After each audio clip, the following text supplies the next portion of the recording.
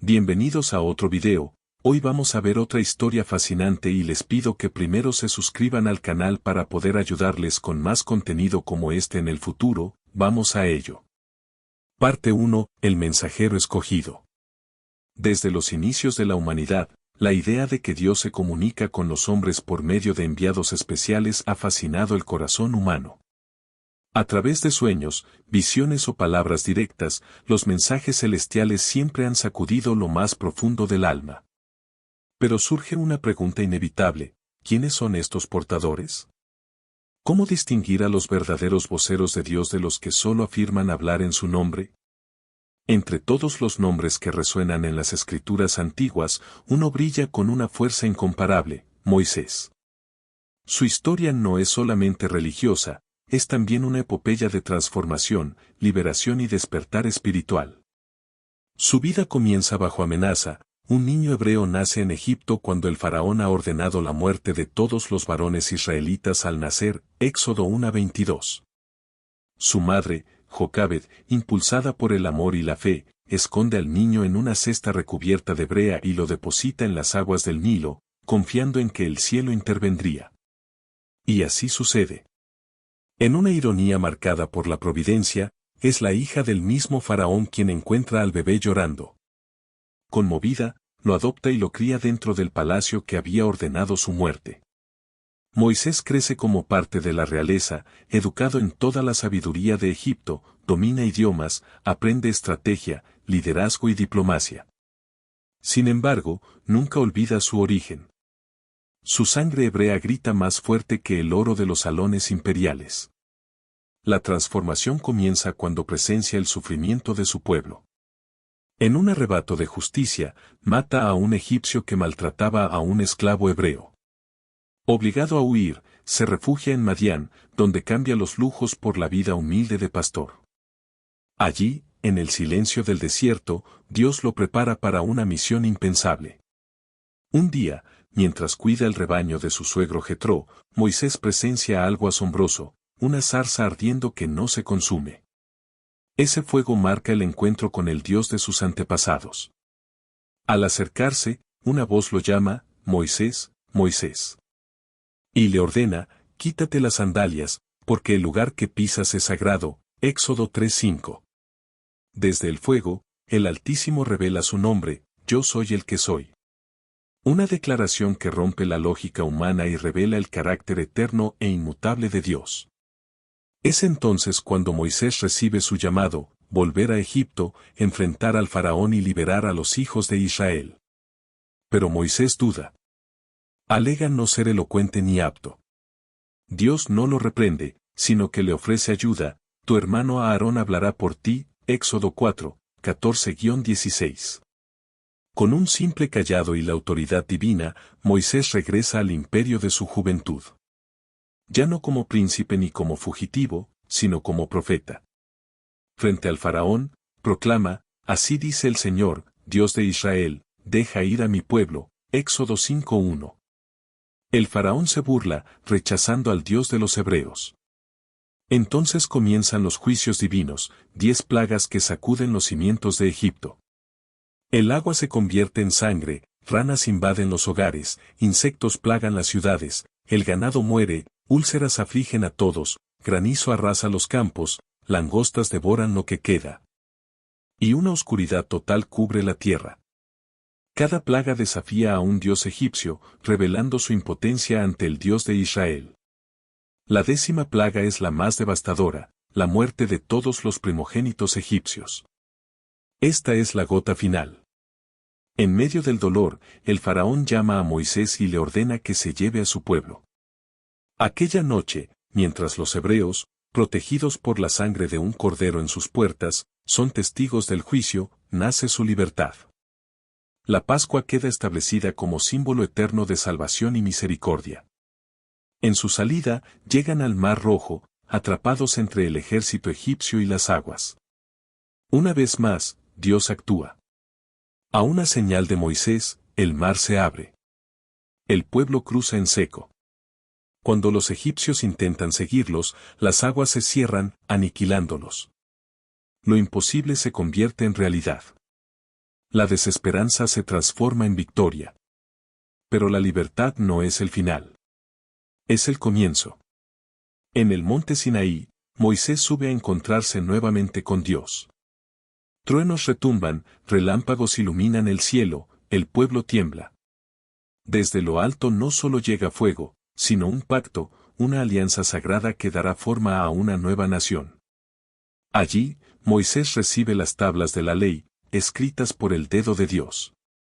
10 mandamientos que contienen mucho más que normas, son reflejos del carácter divino y de un propósito eterno.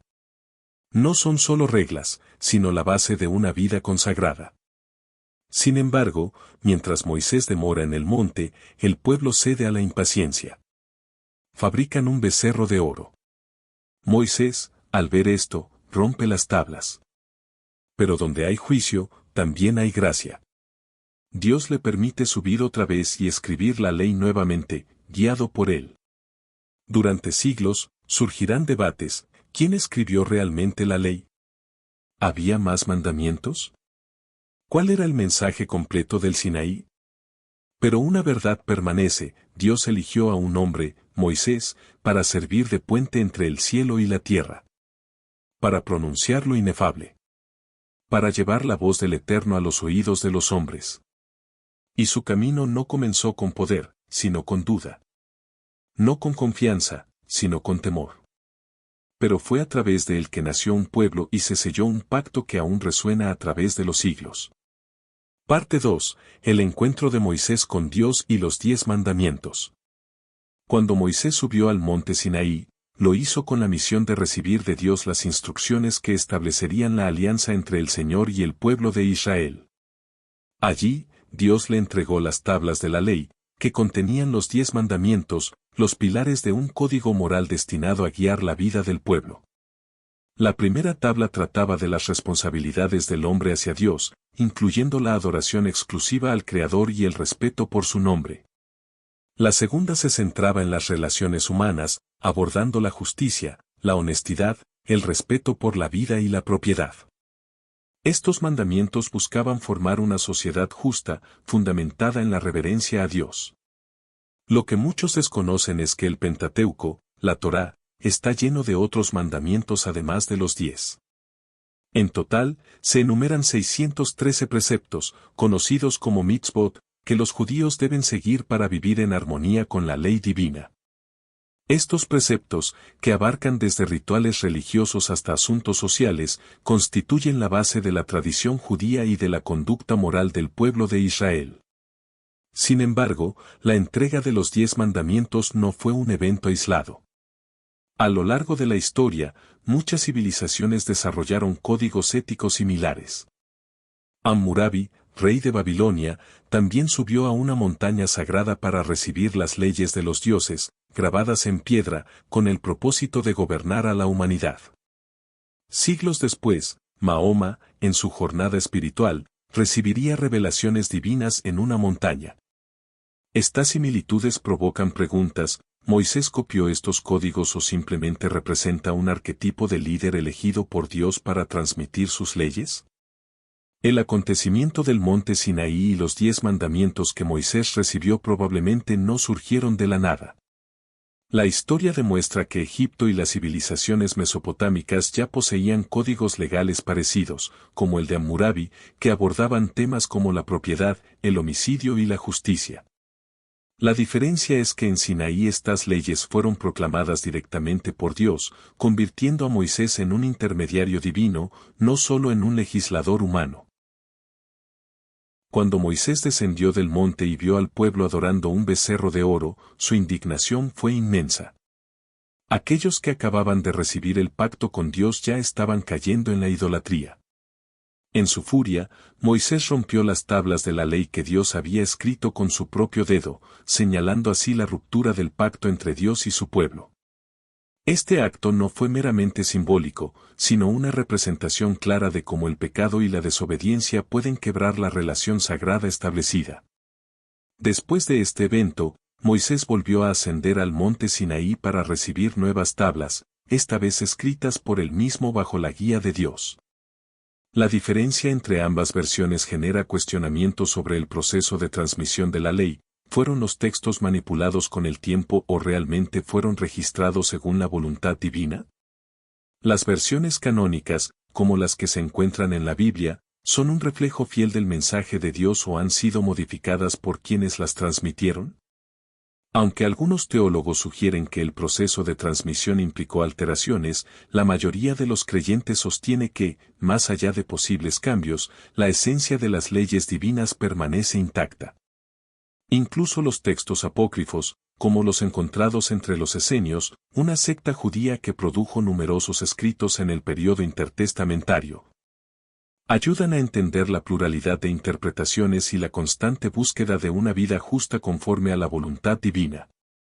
Al final, los 10 mandamientos traídos por Moisés son considerados por muchos como un legado divino para la humanidad, y aún hoy generan debates sobre su verdadera esencia e interpretación.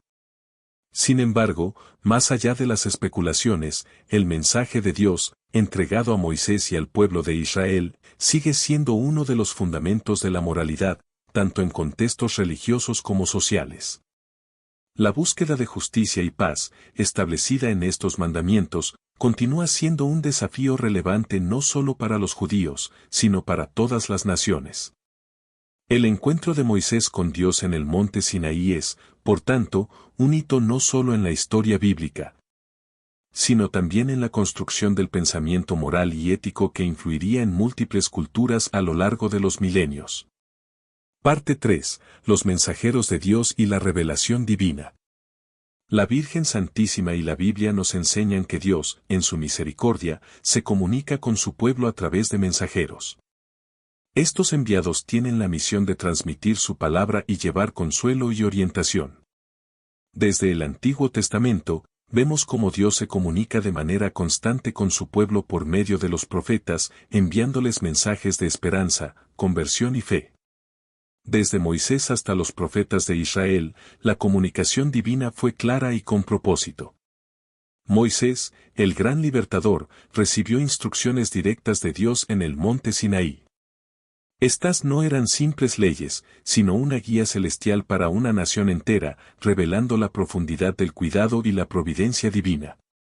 Los profetas como Isaías, Jeremías y Ezequiel también fueron enviados celestiales, y su labor fue diversa, algunas veces anunciaban juicio, otras ofrecían consuelo y restauración. Lo que todos comparten es la conexión directa con Dios y la responsabilidad de hablar en su nombre a un mundo que muchas veces no quería escuchar. Sus palabras tenían peso y llamaban al pueblo al arrepentimiento, a la justicia y a la fidelidad. En el Nuevo Testamento, esta comunicación divina alcanza su cumbre en la persona de Jesucristo, el mensajero supremo y la palabra hecha carne. Por medio de su vida, muerte y resurrección, Jesús reveló la voluntad de Dios de una forma que superó todas las revelaciones anteriores. Trajo el mensaje del amor divino de manera profunda e íntima, invitando a la humanidad a una relación personal con el Padre. Sus apóstoles, elegidos por Él, llevaron este mensaje al mundo, continuando su misión de salvación. Estos apóstoles no fueron simples emisarios en el sentido tradicional, fueron testigos del Cristo vivo y resucitado, y dieron testimonio de la verdad del Evangelio. Pero, ¿cómo podemos distinguir si estos mensajes vienen realmente de Dios? ¿Cómo saber si quien los transmite es un verdadero enviado? La Iglesia Católica, como guardiana de la fe y la tradición, ejerce un cuidadoso discernimiento ante tales manifestaciones.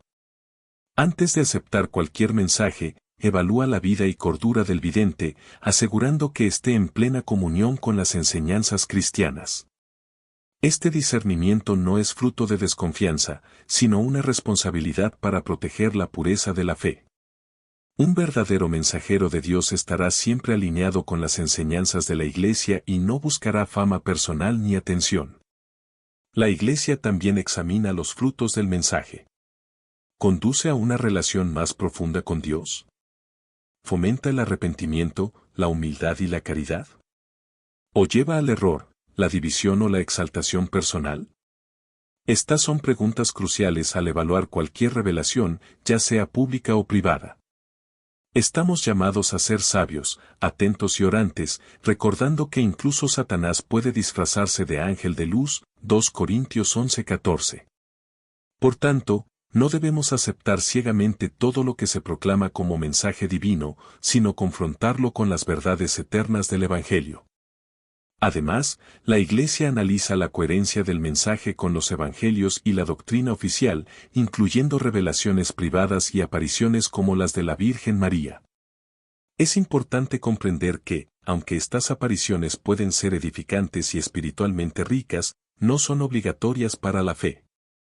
La Iglesia enseña que la revelación plena está contenida en las Escrituras y las manifestaciones privadas, aunque respetables, son opcionales. Estas pueden ser fuente de consuelo para los creyentes, pero no tienen la misma autoridad que la Sagrada Escritura. La postura de la Iglesia sobre las revelaciones privadas es clara, deben estar en armonía con el Evangelio y con las enseñanzas del Magisterio. Si contradicen la Escritura o la doctrina de la Iglesia, no pueden ser consideradas auténticas. Por ejemplo, muchas apariciones de la Virgen María, como las de Lourdes o Fátima, han sido aprobadas por la Iglesia tras un minucioso análisis. Estas manifestaciones se entienden como una continuación del cuidado maternal de la Virgen, guiando a los fieles hacia la conversión, la oración y la penitencia. No traen nuevas doctrinas, sino que refuerzan las verdades ya reveladas por la fe católica. Lo fundamental es entender que, aunque Dios puede seguir enviando mensajeros a su pueblo, la revelación plena de su plan de salvación ya ha sido dada en Jesucristo.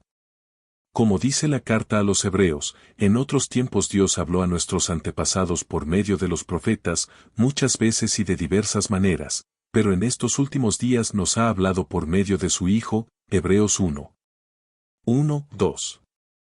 Jesús es la plenitud de la revelación divina. Las Escrituras, que narran su vida y enseñanzas, contienen todo lo necesario para la salvación. Ninguna revelación nueva puede añadirse ni superar lo enseñado por Cristo y los apóstoles. Aún así, en nuestra búsqueda por discernir, debemos actuar con prudencia.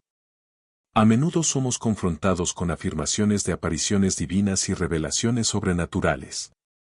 Pero la Biblia advierte, queridos hermanos, no crean a cualquiera que pretenda estar inspirado por el Espíritu, sino pongan a prueba a esos espíritus para ver si son de Dios, porque muchos falsos profetas han salido al mundo. 1 Juan 4:1. Por lo tanto, no debemos apresurarnos en aceptar todo mensaje como divino, sobre todo cuando hay sospechas de manipulación o distorsión. En un mundo repleto de voces contradictorias, es esencial acudir a la sabiduría de la Iglesia y a la enseñanza de las Escrituras. Los fieles están llamados a ejercer el discernimiento espiritual, confiando en el Espíritu Santo para que los conduzca a la verdad. La Iglesia, como cuerpo de Cristo, no solo es un resguardo, sino también una brújula para enfrentar los múltiples mensajes que hoy nos rodean. La importancia de la oración personal y los sacramentos en este proceso de discernimiento no puede subestimarse. Es a través de la vida de oración, la participación en la Eucaristía y el sacramento de la reconciliación que afinamos nuestros sentidos espirituales para escuchar la voz de Dios. Al permanecer cercanos a Cristo en los sacramentos, estamos mejor preparados para reconocer su voz y entender su voluntad para nuestras vidas. El papel de los mensajeros de Dios también es llevarnos a una mayor comunión con el Creador. No están para engrandecerse, sino para dirigirnos al objetivo supremo, la unión con Dios. Esta unión se realiza plenamente en Cristo, quien es a la vez el mensajero y el mensaje, la palabra viva de Dios. Al escuchar a los enviados celestiales, recordemos que su propósito final es conducirnos a Jesús, quien es el camino, la verdad y la vida, Juan 14:6. Así, los verdaderos emisarios de Dios continúan cumpliendo su función al guiarnos hacia una vida de oración, servicio y entrega al reino. Nos recuerdan las verdades confiadas a la Iglesia desde los primeros tiempos y nos llaman a permanecer firmes, aún en medio de las distracciones del mundo. De esta forma, sus palabras y ejemplos nos ayudan a no desviarnos de las promesas eternas del Evangelio. Al concluir esta reflexión, tengamos presente que la Iglesia, al discernir las revelaciones privadas, busca ayudarnos a mantenernos en el camino de la santidad. Este camino no se basa en experiencias extraordinarias ni doctrinas nuevas, sino en la fidelidad a las Escrituras, a los sacramentos y a la enseñanza de Cristo. Estamos llamados a seguirlo con sinceridad de corazón, confiando en que el mensaje de salvación ya nos ha sido dado por medio de su vida, muerte y resurrección.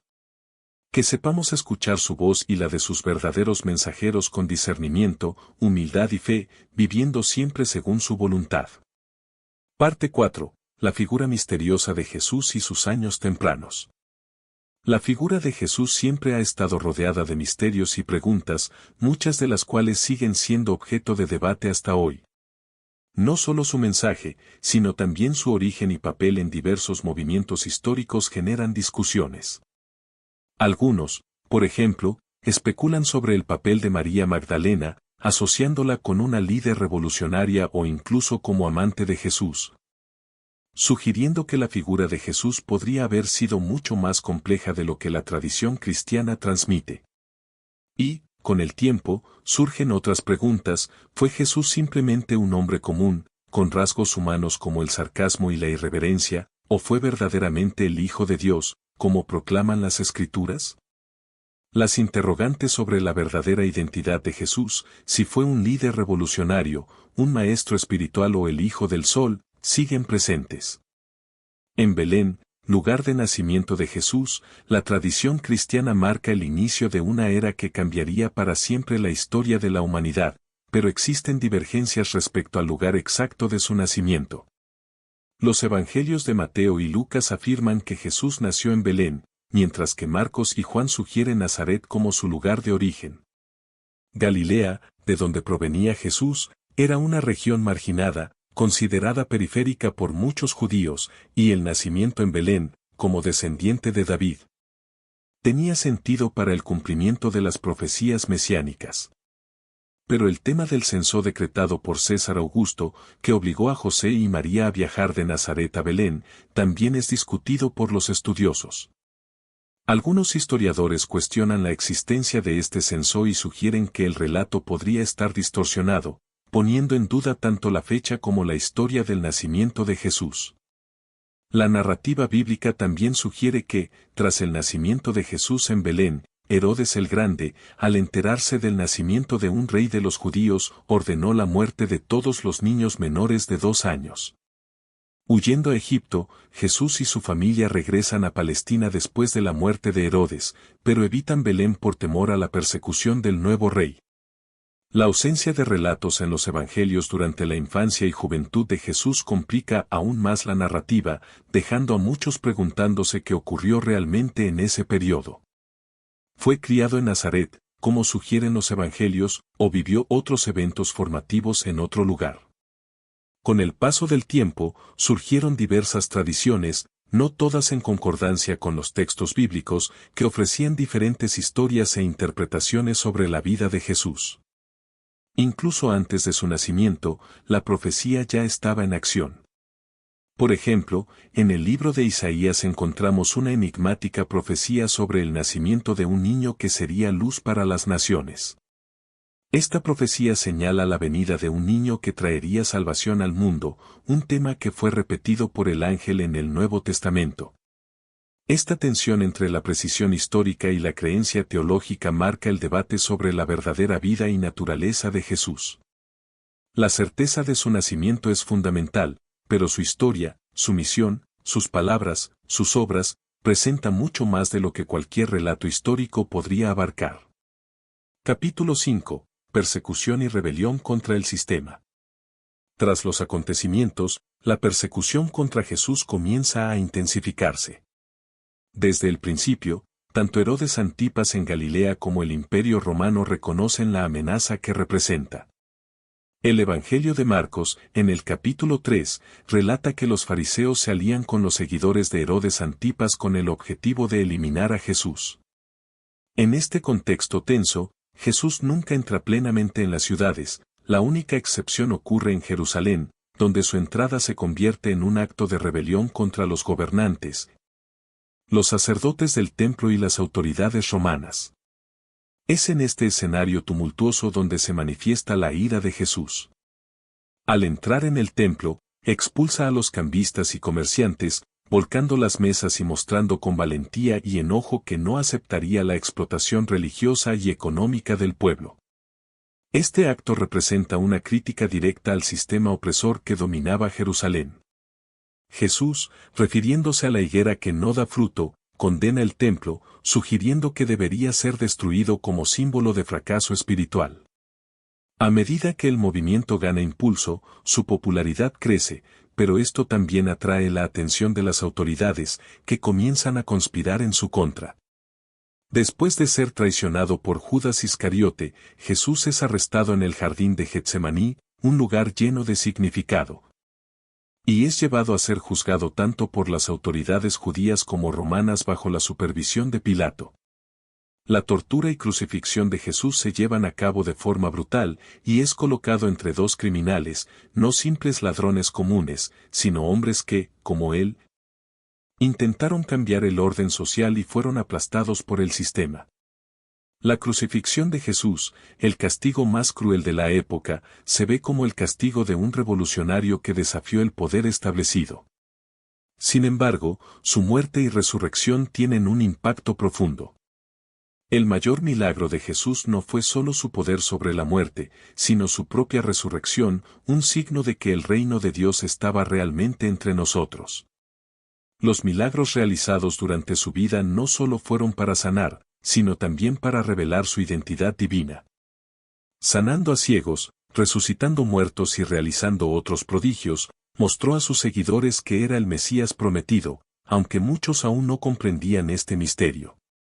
No obstante, algunas interpretaciones sugieren que Jesús pudo haber usado sustancias psicoactivas, como el cannabis, durante su recorrido.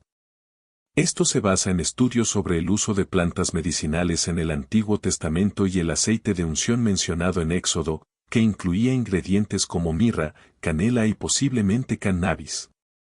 Algunas teorías apuntan al uso de estas sustancias en prácticas espirituales, ya sea para alcanzar estados elevados de conciencia o con fines curativos. El uso de estas plantas, que hoy asociamos con prácticas místicas, podría haber sido común en rituales y curaciones en tiempos antiguos. La Biblia habla de curaciones realizadas con aceite y unciones, sugiriendo que las plantas jugaron un papel crucial en la vida espiritual y medicinal. Aunque no se puede afirmar con certeza, la posibilidad de que Jesús usara estas sustancias para sanar o expandir su percepción espiritual abre una nueva línea de debate sobre su vida y misión.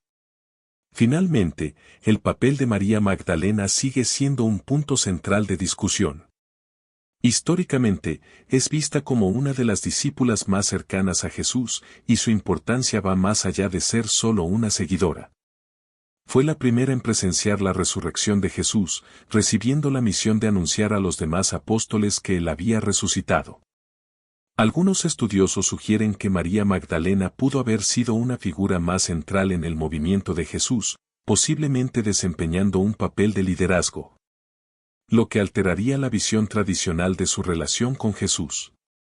Estos aspectos de la vida de Jesús, ya sean los milagros que realizó, el posible uso de sustancias psicoactivas o el papel de María Magdalena, continúan generando debates e interpretaciones diversas, desafiando narrativas establecidas e invitándonos a reflexionar sobre la profundidad espiritual y política de su ministerio. Capítulo 6. María Magdalena, la discípula oculta y el misterio de los Evangelios. María Magdalena siempre ha sido una figura central y enigmática en los Evangelios, pero su historia va mucho más allá de lo que las tradiciones populares sugieren. No fue solo una seguidora de Jesús, sino quizás la mujer más importante en todos los evangelios después de María, su madre. En el contexto cultural y social de la época, la idea de que una mujer ocupara un papel de liderazgo junto a un maestro revolucionario como Jesús era impensable en un mundo patriarcal y misógino. Sin embargo, María Magdalena no solo se convirtió en una de las figuras más destacadas, sino que tuvo el honor de ser la primera en presenciar la resurrección de Cristo. Antes de ser discípula, María Magdalena era una mujer cuya vida había sido destruida, poseída por 7 demonios, según relatan los evangelios. Pero su sanación y encuentro con Jesús la transformaron profundamente, llevándola a convertirse en una de las discípulas más avanzadas, quizá la más cercana y comprensiva de los mensajes espirituales de Jesús. En el simbolismo místico, se dice que al comenzar un camino espiritual, el discípulo toca los pies de Jesús, pero cuando es más avanzado, besa sus manos. Y en textos gnósticos, se menciona a María Magdalena como la única que besó a Jesús en la boca, simbolizando una conexión profunda y directa con el Maestro. El misterio de su importancia va más allá de los evangelios canónicos. Textos gnósticos y hallazgos arqueológicos iluminan de nuevo el papel de María Magdalena.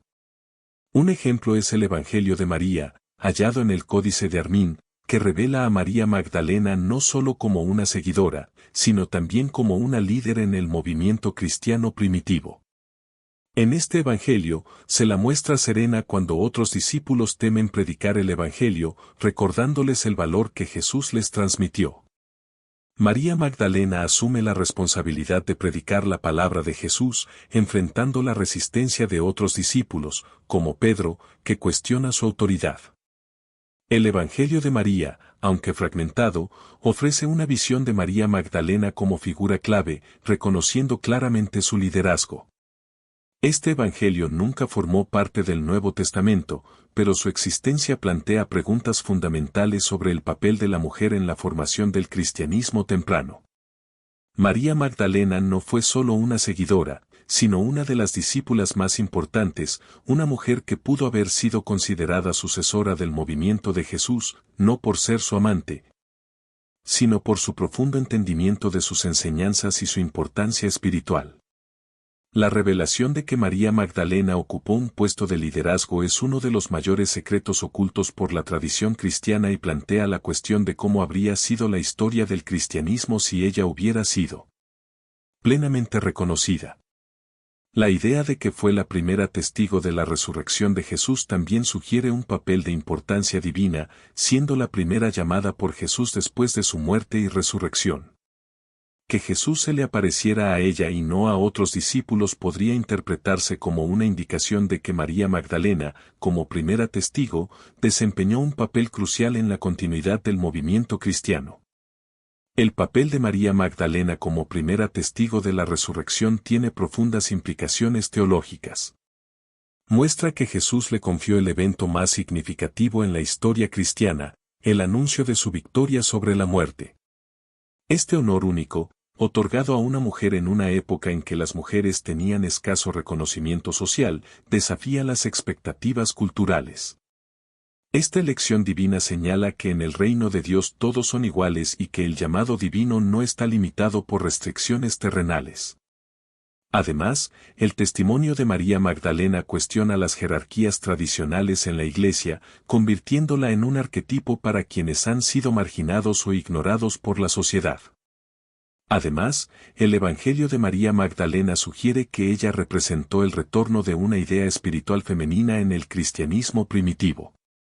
Aparece como guía espiritual y su papel es venerado como símbolo de la importancia de la mujer en la construcción del reino de Dios, un punto clave que cuestiona las normas de un sistema religioso que, con el tiempo, marginó la presencia femenina en las estructuras de poder. En medio de todo esto surge otro misterio, la posible conexión de Jesús con el sol y cómo el cristianismo primitivo pudo estar vinculado, de alguna manera, a prácticas solares y cultos antiguos. La fiesta de Navidad, celebrada el 25 de diciembre, coincide con el solsticio de invierno, cuando el sol comienza su renacimiento. Esta fecha, aunque celebrada como el nacimiento de Jesús, pudo ser también una adaptación de antiguos rituales paganos de adoración al sol, sugiriendo que el cristianismo primitivo integró elementos religiosos de varias culturas. La relación entre la imaginería solar y el cristianismo es evidente en muchas interpretaciones teológicas.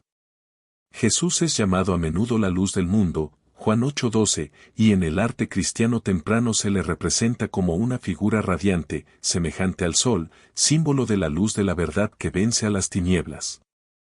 La transición de la adoración al sol a la adoración de Cristo como la verdadera luz sugiere una transformación de ideas culturales y religiosas, en la que la fe cristiana absorbió y reinterpretó elementos de tradiciones anteriores. Esta fusión de creencias puede verse en la adopción del 25 de diciembre como fecha del nacimiento de Jesús, armonizando la teología cristiana con festivales paganos preexistentes que celebraban el regreso del sol. Estos descubrimientos y preguntas no solo abren puertas a una nueva comprensión del cristianismo temprano, sino que desafían las narrativas tradicionales transmitidas a lo largo de los siglos. El Evangelio de María Magdalena, los textos gnósticos y los hallazgos arqueológicos ofrecen una perspectiva renovada sobre la misión de Jesús, el papel de la mujer y los misterios que rodean el origen del cristianismo. La búsqueda de estas verdades ocultas sigue revelando más preguntas que respuestas, pero sin duda nos lleva a reflexionar sobre el verdadero legado de Jesús y sus seguidores. El misterio de María Magdalena, el Evangelio de María y los textos prohibidos son solo algunas de las muchas facetas de una historia que, durante más de 2000 años, permaneció en las sombras, esperando ser descubierta. A medida que los estudiosos profundizan en estos textos ocultos, queda claro que el cristianismo primitivo fue mucho más diverso de lo que se pensaba. Los diferentes evangelios, cartas y escritos sugieren que la comunidad cristiana inicial estuvo inmersa en debates teológicos vibrantes, con diversas ideas sobre el papel de Jesús, la naturaleza de su mensaje y el lugar de la mujer en el movimiento cristiano. La historia tradicional del cristianismo que conocemos hoy, centrada en los discípulos varones y apóstoles, es solo una narración entre muchas que moldearon la iglesia primitiva. El misterio de María Magdalena también apunta a un mensaje espiritual más profundo sobre la redención, la transformación y el poder de la fe. Su vida, desde la desesperación hasta convertirse en la primera testigo de la resurrección, encarna el mensaje del Evangelio, que todos son capaces de redención, sin importar su pasado. La elección de Jesús de elevar a María Magdalena, una mujer poseída por demonios, habla de su misión de sanar, restaurar y elevar a los marginados. En este sentido, María Magdalena representa el poder transformador del amor de Cristo, que no conoce límites y está disponible para todos. Esta comprensión del papel de María Magdalena desafía la visión de que el cristianismo siempre ha sido una religión centrada en la autoridad y liderazgo masculinos.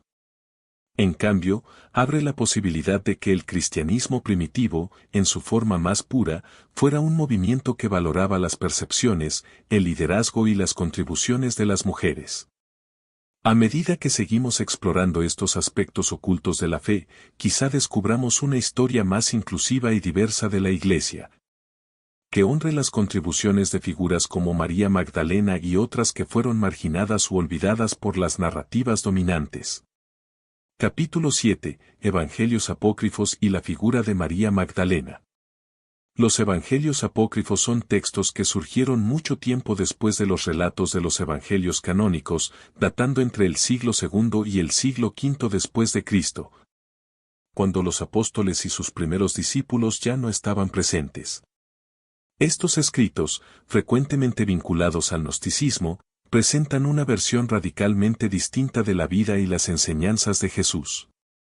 El gnosticismo, con su visión del mundo material como algo maligno y la creencia de que el verdadero Dios está por encima de la materia, ofrece una perspectiva espiritual muy alejada de la concepción judía del Dios creador.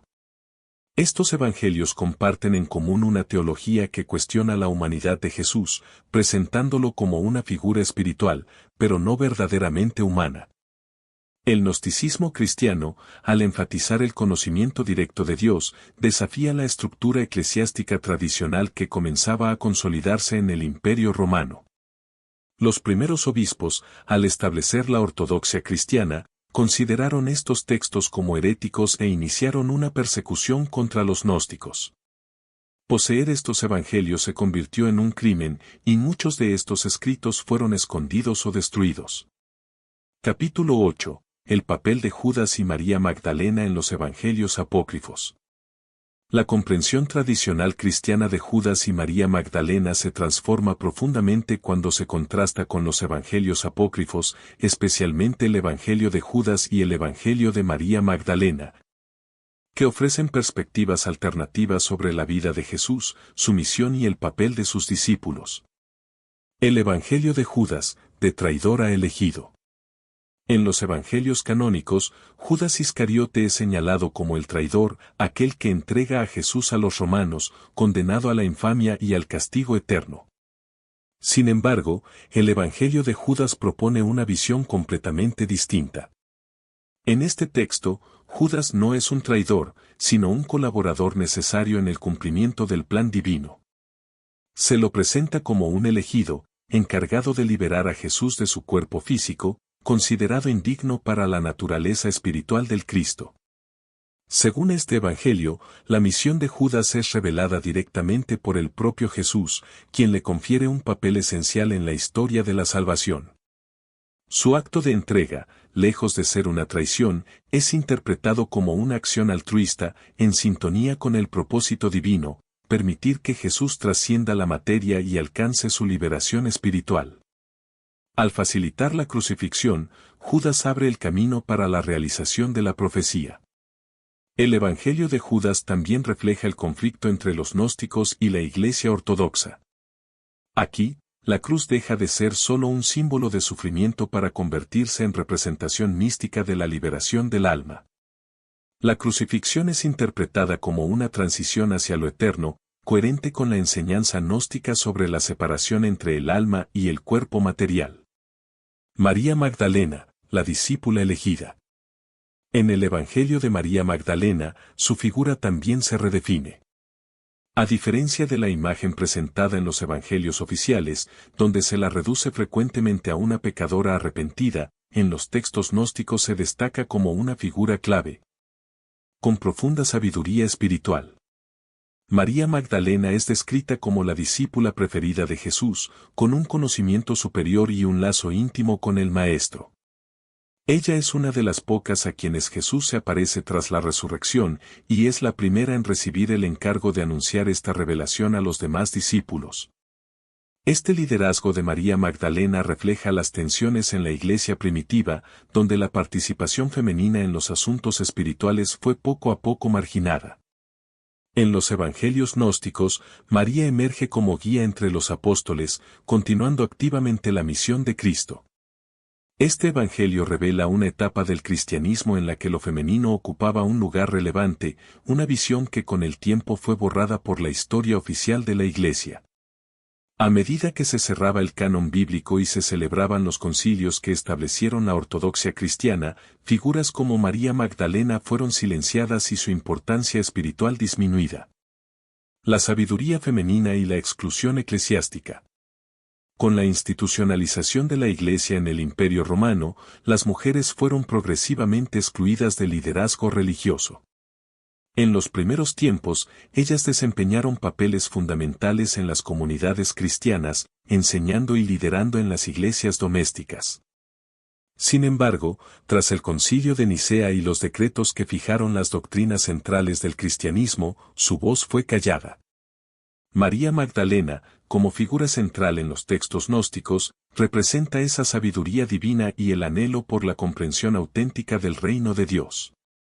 Su papel como discípula elegida ilustra cómo, en los orígenes del cristianismo, la relación entre hombres y mujeres estaba concebida de forma más equilibrada, sin las divisiones de género que se impondrían posteriormente.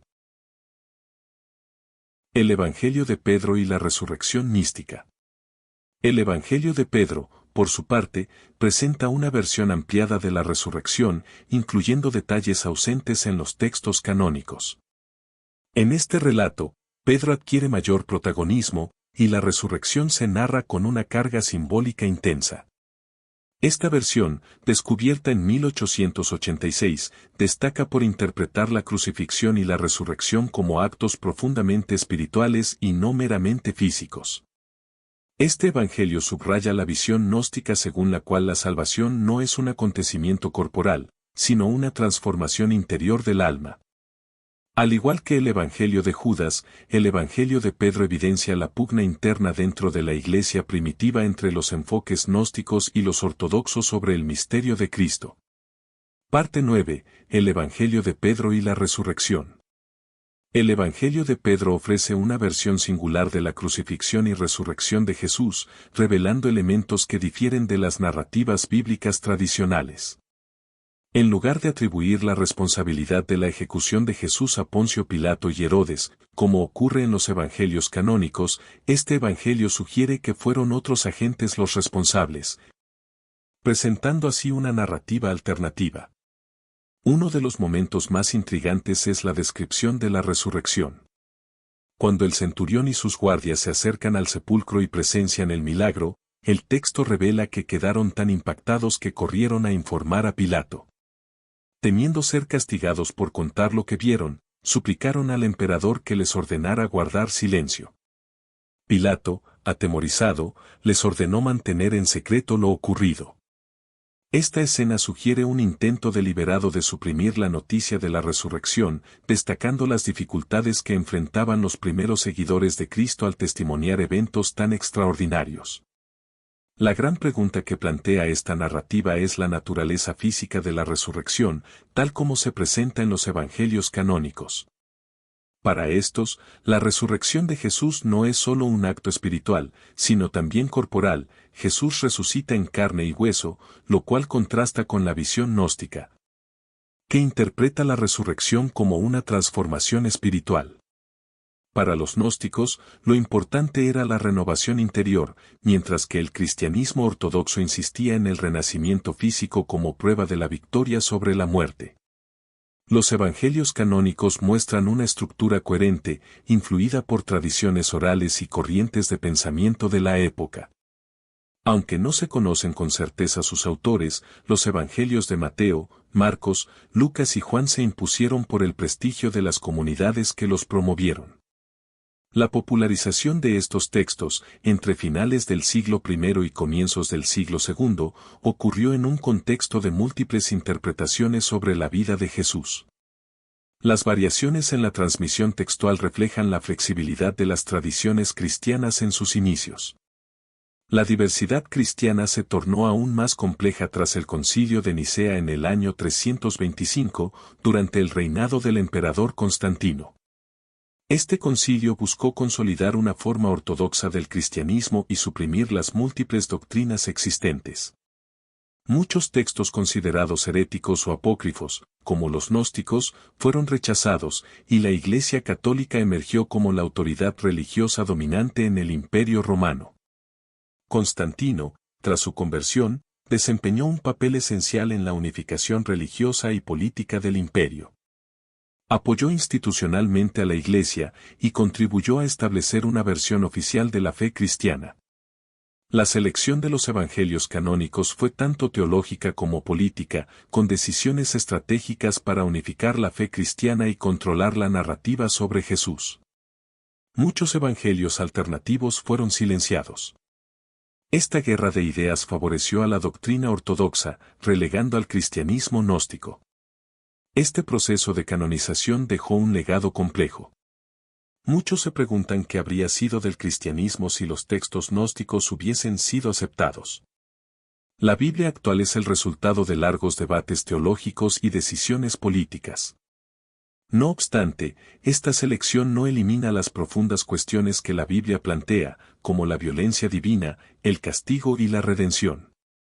La Biblia no es solo un relato de amor y paz, sino también de ira divina, como lo muestra el episodio del diluvio, donde Dios, al arrepentirse de haber creado a la humanidad, decide destruir casi toda la vida, salvando solo a Noé y su familia.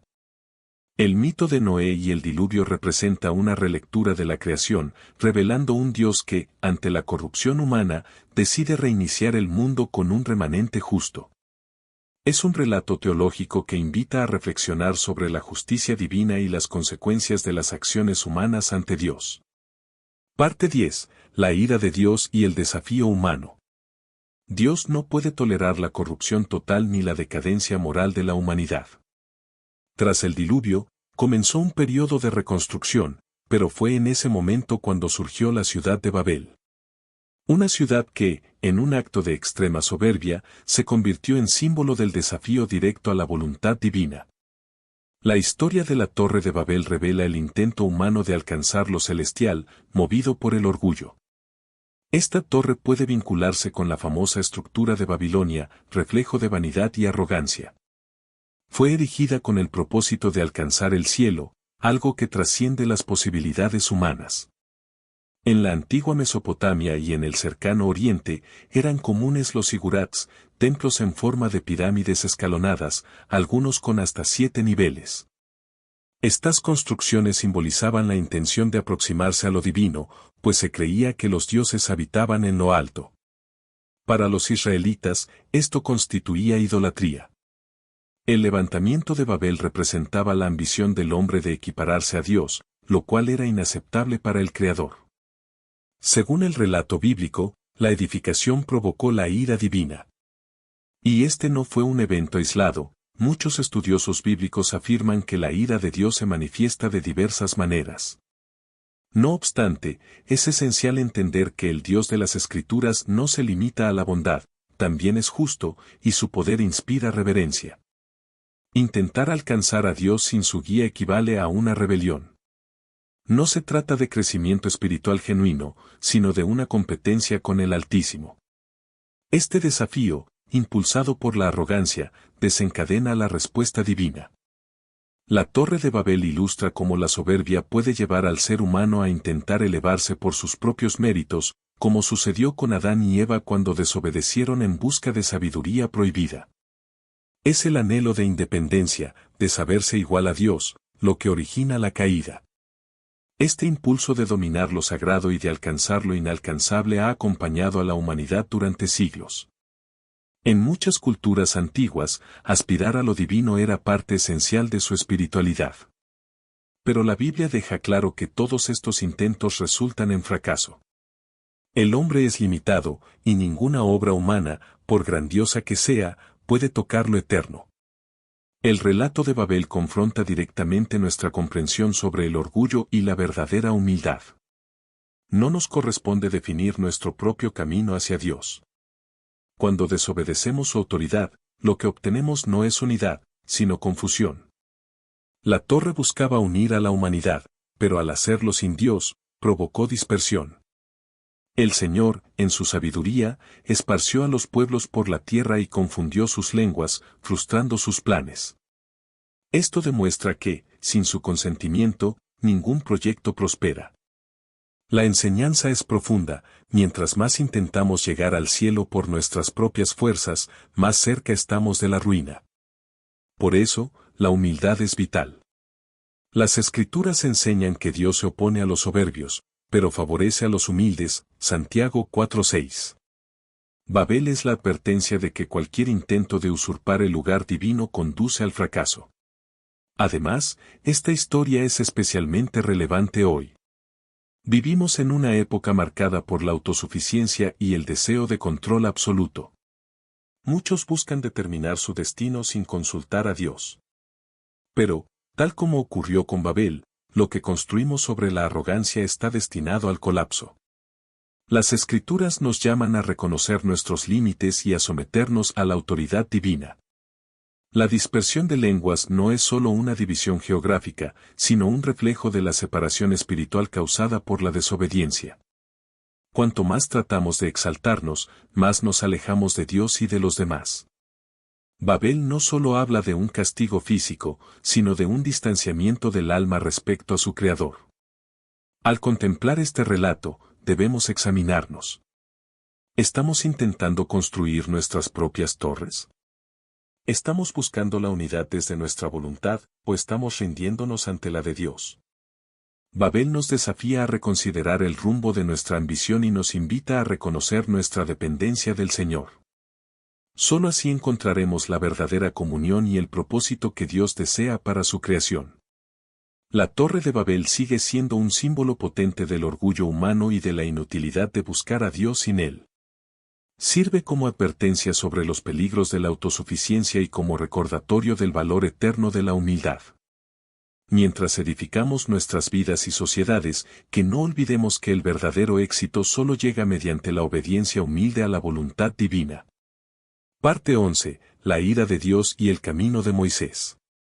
La Biblia revela una relación compleja entre el Dios del Antiguo Testamento y el Dios del Nuevo Testamento. Muchos estudiosos argumentan que las manifestaciones de Dios en el Antiguo Testamento son más intensas y directas, como la ira y el castigo, mientras que en el Nuevo Testamento, Dios se presenta más enfocado en el amor y el perdón. Sin embargo, la idea de que un Dios se preocupa más por la justicia y otro por el amor no debe verse como una dicotomía. De hecho, ambos testamentos muestran una combinación de justicia y misericordia. La justicia divina se manifiesta mediante acciones severas, mientras que su amor se refleja en su disposición a ofrecer salvación y redención. Cuando se le preguntó por el mandamiento más importante, Jesús no descartó los 10 mandamientos, sino que destacó 2 que tienen raíces en el Antiguo Testamento. Amarás al Señor tu Dios con todo tu corazón y amarás a tu prójimo como a ti mismo. La respuesta de Jesús subraya la continuidad del mensaje divino de amor y justicia a lo largo de toda la Biblia, revelando que ambos atributos están entrelazados en la naturaleza de Dios. En el Antiguo Testamento, un ejemplo poderoso de cómo se manifiesta la ira divina es el relato de las 10 plagas de Egipto, un evento narrado en el libro del Éxodo. Este episodio es más que una serie de castigos, representa el enfrentamiento entre 2 fuerzas, la voluntad del faraón, que simboliza la terquedad y el paganismo, y la voluntad de Dios, que actúa a través de Moisés para liberar al pueblo de Israel de la esclavitud egipcia. La función de las plagas no era simplemente castigar, sino quebrar la resistencia del faraón para que finalmente dejara ir al pueblo, cumpliendo así el propósito divino de liberación. La historia de las plagas es uno de los relatos más impactantes de la Biblia. Los castigos impuestos por el Señor fueron una respuesta directa a la arrogancia del faraón y su negativa a reconocer el poder de Dios. La primera plaga convirtió las aguas del río Nilo en sangre, un símbolo profundo, ya que el Nilo era uno de los elementos más sagrados de la cultura egipcia, esencial para su supervivencia. Transformarlo en sangre significaba convertir algo vital en impureza. El simbolismo aquí es innegable, Dios estaba demostrando su supremacía sobre lo que los egipcios veneraban. Después de esta primera plaga, el corazón del faraón se endureció, y se negó a liberar al pueblo. La respuesta de Dios fue enviar más plagas, una secuencia creciente de castigos, ranas, piojos, moscas, y luego plagas aún más destructivas, como la muerte del ganado egipcio. Cada una de las plagas simbolizaba el poder de Dios sobre los elementos naturales y las deidades egipcias. A medida que las plagas se intensificaban, el poder divino se hacía más evidente, pero el faraón, a pesar de perder recursos y riquezas, seguía resistiendo, provocando que Dios intensificara su ira. En cierto momento, Dios le dijo a Moisés que sus plagas golpearían el corazón del faraón y él comprendería que no había otro Dios como el Señor. La progresión de las plagas fue una forma de forzar su rendición, pero su terquedad crecía.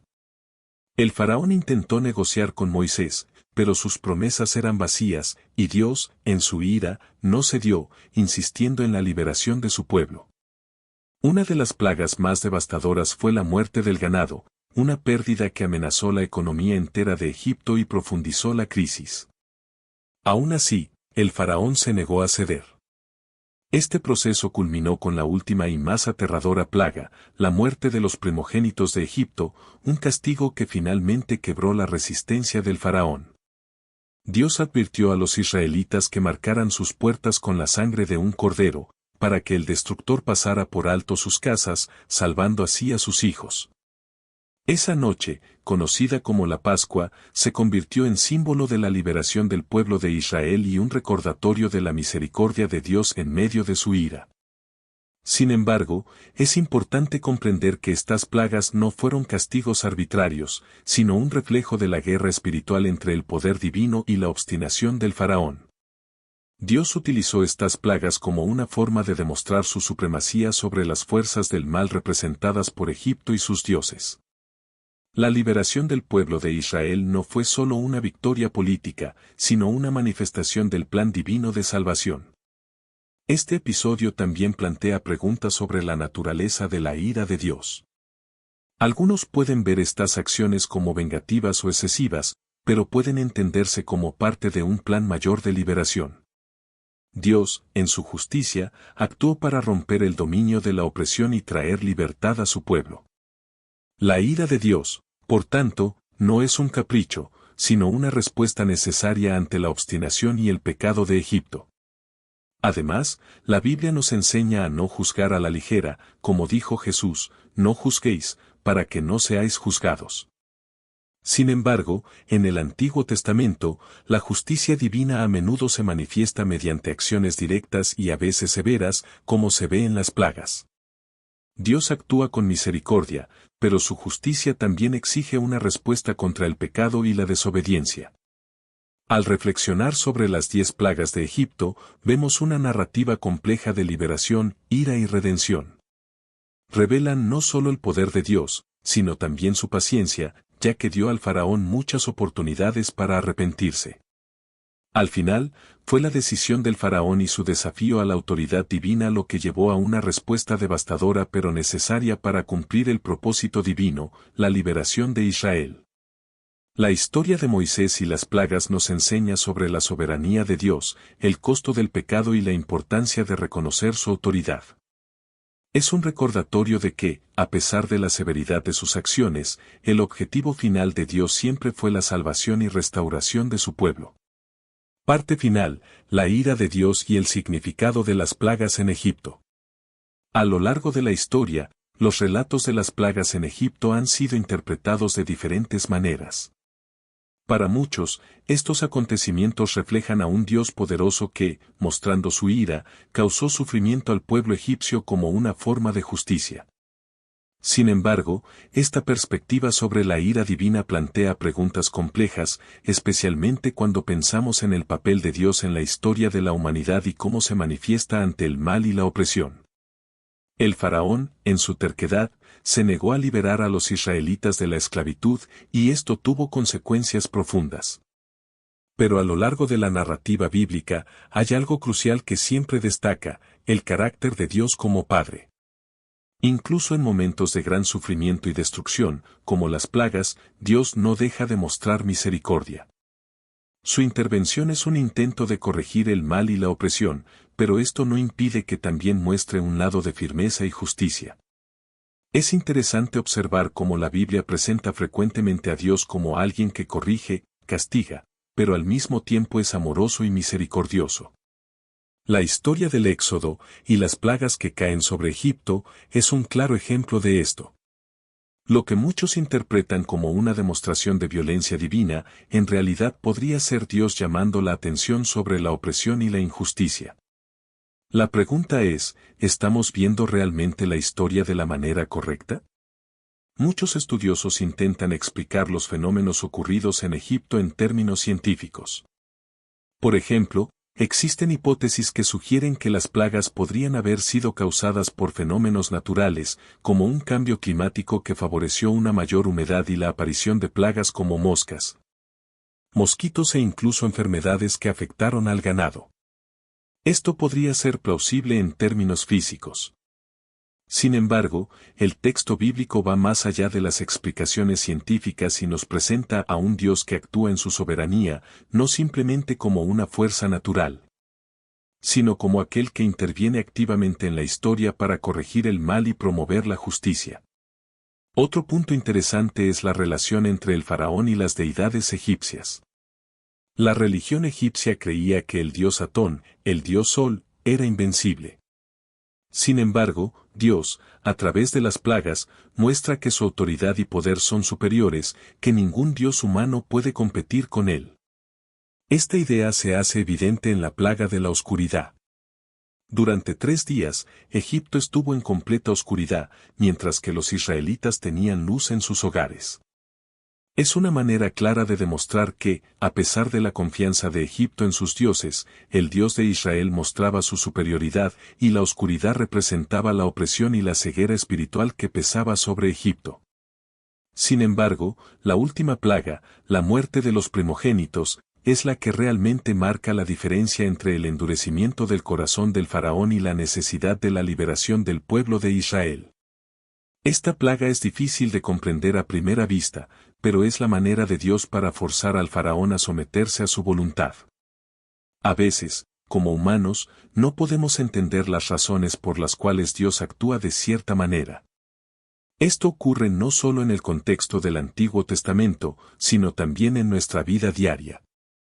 El sufrimiento, el dolor y la violencia pueden parecernos castigos de un Dios enojado, pero en realidad, el mensaje de toda la Biblia es que Dios, aunque justo, es también amoroso, y su deseo siempre es acercarnos a Él.